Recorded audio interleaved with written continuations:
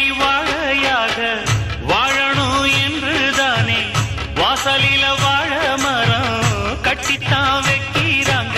வெட்ட வெட்ட தழைப்பது வாழையம்மா, கஷ்டங்களை மீறினாத்தான் வாழ்க்கையம்மா. மேகம் சூழ்ந்து விட்டா கதிரவன் ஜொலிக்காது, சந்தேகம் வந்து விட்டா வாழ்க்கையும் இனிக்காது.